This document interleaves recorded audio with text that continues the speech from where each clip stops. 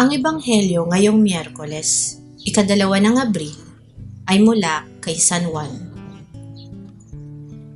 Ngunit sinabi ni Jesus sa mga Hudyo, "Ang aking Ama ay patuloy sa kanyang gawain hanggang ngayon at gayon din ako." Lalo namang pinagsikapan ng mga Hudyo na ipapatay siya, sapagkat hindi lamang niya nilabag ang batas tungkol sa araw ng pamamahinga. Sinasabi pa niyang ang Diyos ang kanyang Ama, at sa gayon ay ipinapantay ang kanyang sarili sa Diyos. Kaya't sinabi sa kanila ni Jesus, "Pakatandaan ninyo na walang magagawa ang anak sa kanyang sarili lamang. Ang nakikita niyang ginagawa ng Ama, ang siya lamang niyang ginagawa. Ang ginagawa ng Ama ay siya ring ginagawa ng anak. Sapagkat minamahal ng Ama ang anak at ipinapakita sa anak ang lahat ng ginagawa niya. At higit pa sa mga ito, ang mga gawang ipapakita sa kanya ng Ama upang kayo'y mamangha.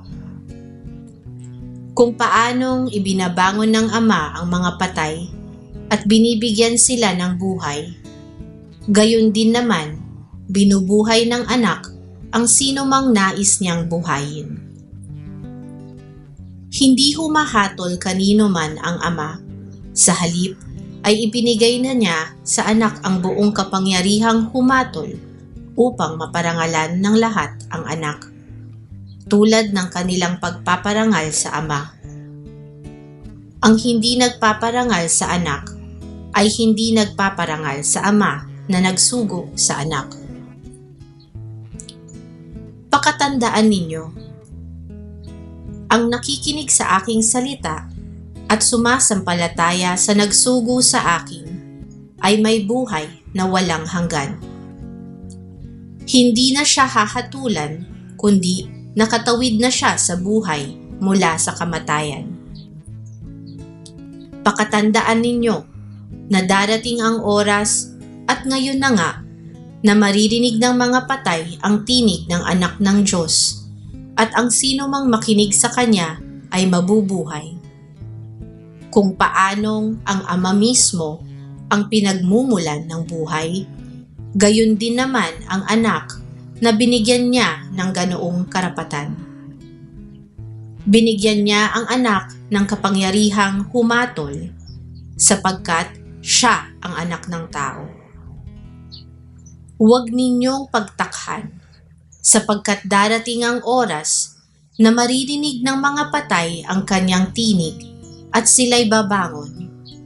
Lahat ng gumawa ng kabutihan ay babangon patungo sa buhay na walang hanggan, at lahat ng gumawa ng kasamaan ay babangon patungo sa kaparusahan." Ang mabuting balita ng Panginoon. Ang ating faith food reflection ngayong araw ay mula kay Sister Angela Marco. Tunay na lakas. Hindi ko ito kaya ng mag-isa. Madaling lumabas ang katagang ito sa ating mga labi, lalo na kapag humaharap tayo sa isang bagong hamon o isang gawaing hindi natin tiyak kung kakayanin ng mag-isa. Minsan, maaaring makita ito ng iba bilang kahinaan o kawalan ng tapang. Ngunit sa Ebanghelyo ngayon, ipinakita ni Jesus na may lakas sa pagpapakumbabang tanggapin na hindi natin kayang gawin ang lahat ng mag-isa, lalo na sa gawain ng Diyos. Hindi ito takot o kahinaan ng loob, kundi isang pagpapahayag ng pagtitiwala sa Ama. Katulad ng sabi ni Jesus, "Wala akong magagawa sa sarili ko lamang. Humahatol ako ayon sa sinasabi sa akin ng Ama, kaya't matuwid ang hatol ko. Hindi ang sarili kong kalooban ang aking sinusunod, kundi ang kalooban ng nagsugo sa akin." Sa halip na ipakita ang kahinaan, isinabuhay ni Jesus ang kababaang loob at ganap na pagsunod sa kalooban ng Ama. Sa parehong paraan, tinatawag din tayo na huwag matakot at mahiyang umamin sa ating pangangailangan sa Diyos. Sapagkat sa ating pagsandig sa Kanya, natatagpuan natin ang tunay na lakas. Tinatawag tayong magkaroon ng kaparehong commitment kay Jesus sa pagsunod sa kalooban ng Ama.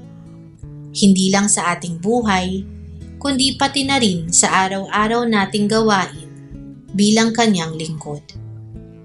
Sa ganitong paraan, tunay nating naisasabuhay ang ating pananampalataya. Manalangin tayo. Panginoon, turuan mo akong magpakumbaba at buong puso kang pagkatiwalaan upang sa iyong gabay at lakas, magampanan ko ang iyong kalooban. Amen. Sa ngalan ng Ama, at ng Anak, at ng Espiritu Santo. Amen.